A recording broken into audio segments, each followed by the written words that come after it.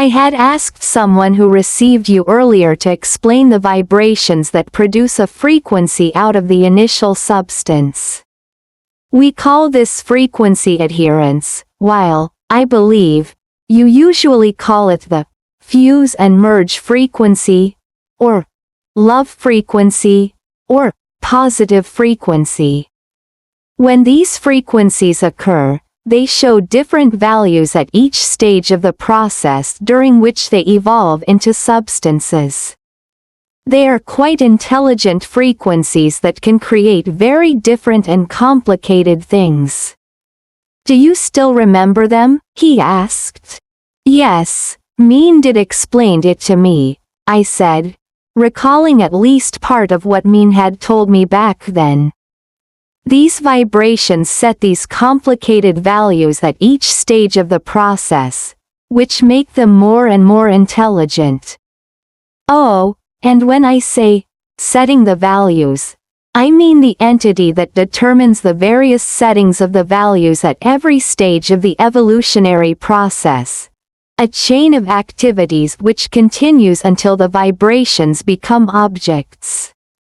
In this evolutionary process, they start off as vibrations, and turn into lifeless objects. Then they evolve into plants, then into single-celled animals, into vertebrates, and later on, into animals with a brain and a conscious mind, until they finally evolve into humans with wisdom. And all these things are created with an intention, not by coincidence. This process of evolving into a form has a fixed value, what you call the genetic code, or the molecular structure of objects. But this evolution doesn't mean that one thing can evolve into anything else, as your scientists have theorized. A fish can never evolve into an elephant or a cow, or, in fact, into any other animal, because the genetic code is set by frequencies and can't be changed.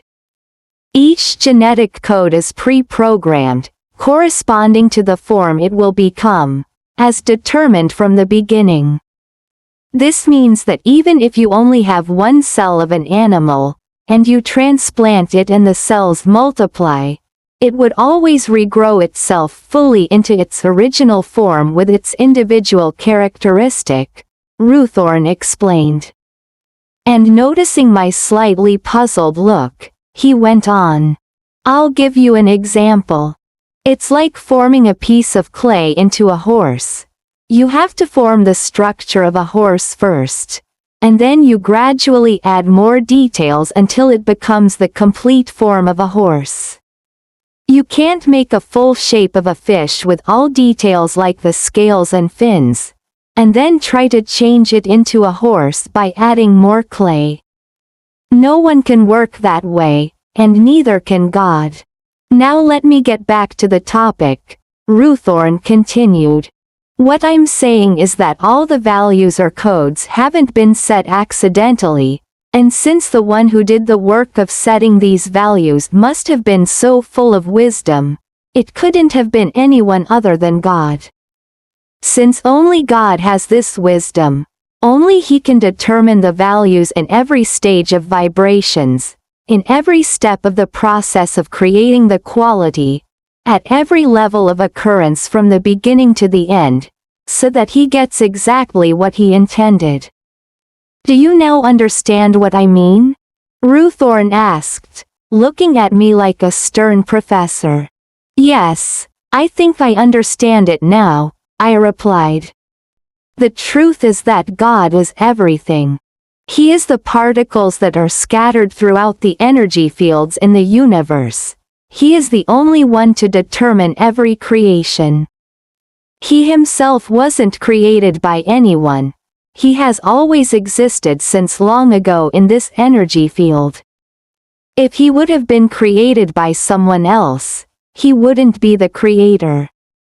He is the one who created the particles that formed the initial substances, the particles that are held together by the frequencies between the initial substances.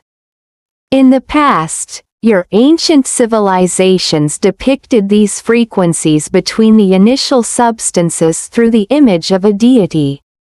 However, you should ignore that, because this only sprang from their imagination, which is based on a human concept. Ruthorn paused, and then said slowly, "There's another question that you, and everyone in your world should be asking." "Another question? Which one is that?" I asked. "Well," he answered, "you should ask why do you, and why does everyone has to know God?" "All right, so I will ask you. Why do we?" I replied. "I will tell you why. As you have the particles of God in you, you are a part of Him. You were born from Him and you will return to join Him at the end. Yet at the moment, those on Gaia who volunteered to carry out the tasks in the engine room of the universe are almost completely cut off from Him.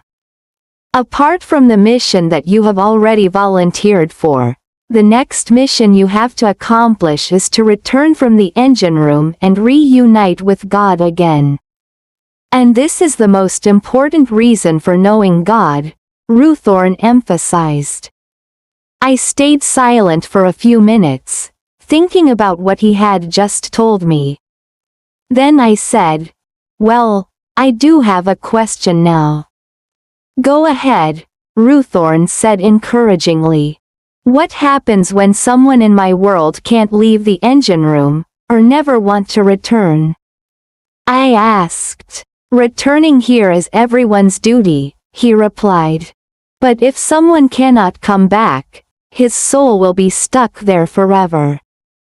As a consequence, the souls of the other members of his group won't be complete and all of them won't be able to unite with God, either. They are all parts of your soul. They are waiting for your return to complete the reunion as one, and all of them are living on Tuangra. For this reason, God had to send us highly evolved beings to Gaia to guide them here over different periods of time, but many of them still remain there," Ruthorn said.